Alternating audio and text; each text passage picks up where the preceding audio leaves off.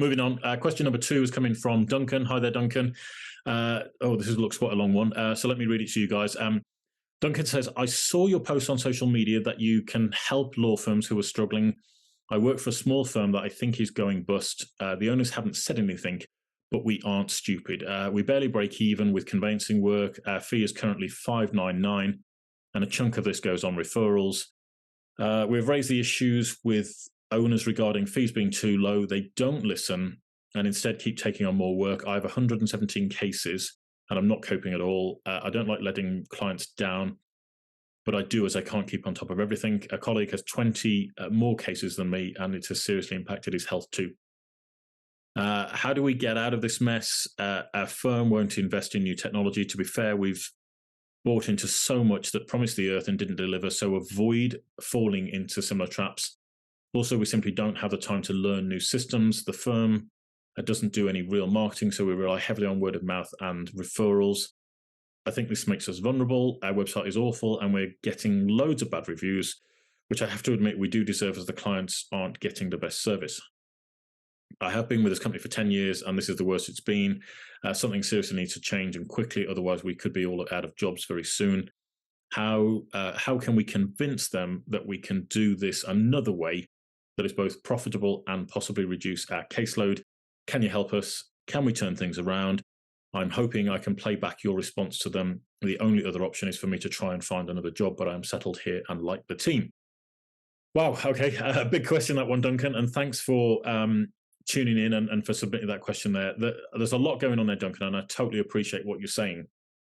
And to be honest with you, not that this again is any comfort, Duncan, but you're not in the minority from what I've seen.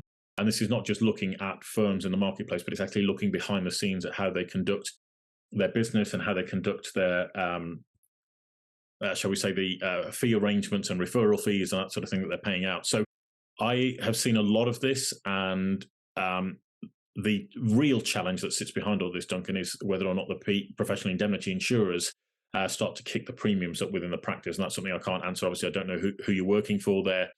And that's the biggest issue, because if that happens, then all of a sudden this low profit work is going to, effectively run the firm dry. The cash flow will dry up. There will not be enough cash to support current operations, and that can be a real major problem. So what I would say, really and truthfully, emergency intervention is definitely required. And I'm not saying that to be dramatic.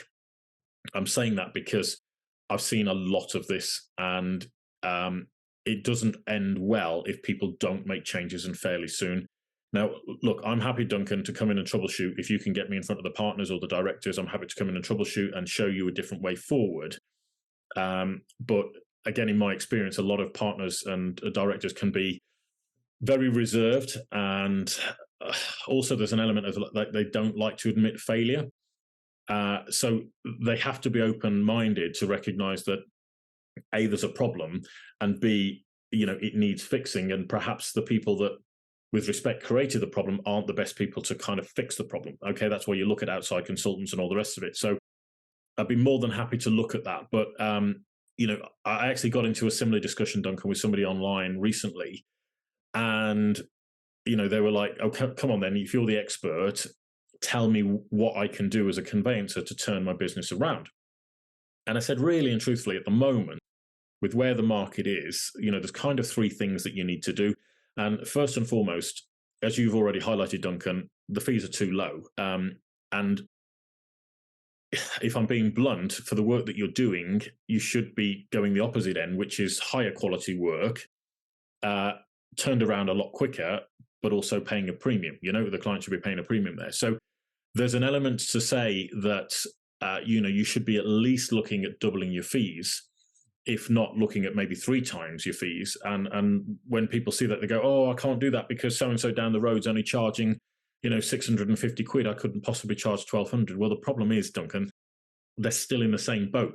They're still facing the same pressures, and the clients have to be convinced that it is worthwhile spending the extra money to come to you guys than it is spending less and going with the other party. Now, this is going to become a difficult exercise, because the more of these bad reviews you get, it creates this self-perpetuating negative cycle that, people are faced with reading your reviews, see that there's been bad reviews put out there, and as a consequence, you start to get into this commoditization death spiral, as I call it. And if you're not careful, that becomes almost a trap that you can't get out of. So the second thing that I recommend that a lot of legal practices do is to learn sales and marketing. And almost without exception, a lot of the law firms that I've looked at don't have a sales and marketing department. Okay, their marketing, if you like, is working alongside introducers and paying them a referral fee. But there's no craft there in terms of, as I say, the client coming in or ringing you up and saying, how much is it to do the conveyancing on my house? And the standard response is, well, let me ask you a few questions about it. How many bedrooms has it got? Where is it? Blah, blah, blah. Oh, yeah, we charge about this much. Okay, thank you very much. And that's the end of the conversation. One of the first questions would be, what's your experience like in buying and selling property? Are you, have you done this before, or is this your first time?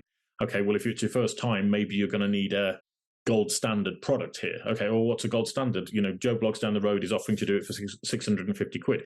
Well, the gold standard product is this, and let me tell you a little bit about how we handhold you through the journey to make sure that you're not alone when you're going through this. Okay, you're getting into a different way of framing your service rather than competing just on price. Because if everybody thinks you're delivering the same level of service, the only thing that they've got to choose you upon is price. Okay, and that's the biggest issue that you've got to get over. So by crafting a sales and marketing journey for your clients, that then that puts you into effectively what's called a market of one, and that's a real interesting place to get to. And that's the bit that takes the work if you're going to do this effectively. And as I say, it doesn't require a huge investment. I'm seeing some frustrating articles out there right now that are suggesting that law firms need to just go out there and invest in technology, but that's not going to help them if they're not producing a profit. And a lot of law firms that I've seen aren't making a profit, or they break even, or they're under pressure because they've got the professional indemnity insurance chasing their bottom line and absorbing most of it. And all of a sudden it's like, okay, how do we get out of this? So they can feel trapped. So, another piece of software isn't going to help you get out of that situation if you can't close a client on the phone or close them through your nurturing journey that makes them realize, what, actually, this is the right firm for us to use. And that doesn't require a huge amount of extra work to get you to that point. But what it does require you to do is to stop digging the hole. Okay. If I can put it to you that way, stop digging the hole and then look at, how you're going to re-educate your clients in such a way that actually to work with you is far more valuable and worth paying the extra than it is to go down the road. Because the simple point, Duncan, and I'm going to be brutal here, is that in the short, let's say, for example, overnight you doubled your fees, okay, or the firm doubled their fees and they went to, say, 1,200 quid per conveyancing case. All of a sudden, you've got a lot more margin to play with, right? It's still doing the same amount of work. Hopefully, it will reduce the amount of work that's coming in, but you've got better margin, so it makes it a lot easier, okay? So the ultimate point is, the reason why your directors and owners will be afraid to do this is because they say, we'll lose work to Joe Bloggs down the road who's charging 650 quid, all right? Now, the issue is Joe Bloggs down the road may not be around in 6 months' time, okay? They may not be here in 12 months' time. And the reality is they've taken on all this cut price work, and then all of a sudden they go to the wall. Well, who's your competition now? Okay? They've priced themselves out of the market by this bad practice. So now you're in the lead. If the client's coming for conveyancing, well, they've got less choice now, right? They don't have the cut price competitor to go to. They've only got you guys. So that's the way I would attack it and actually get on board and offer a much higher level of service that suggests that you'll return calls within 4 hours and you'll return emails within 3 hours or whatever it might be. You'll handhold the client through the journey. You'll do stuff online to speed up the process. Okay. You might even dedicate a specialist customer service manager to handle all of those cases for them. Okay. To handle their case for them and let the conveyancer do what they do best in the background, is actually do the conveyancing work. And the customer services manager just gets on the phone and starts speaking to people and updating them. All of this can be done, but it can't be done when you're, running on margins that are wafer thin and you're just trying to take on more and more work to somehow make a profit. It doesn't work. Okay. So a lot of what I've just said there, sounds as though it's overwhelming and there's a lot to do. But the final point I'm going to underline is you can partner with somebody to do all of this for you.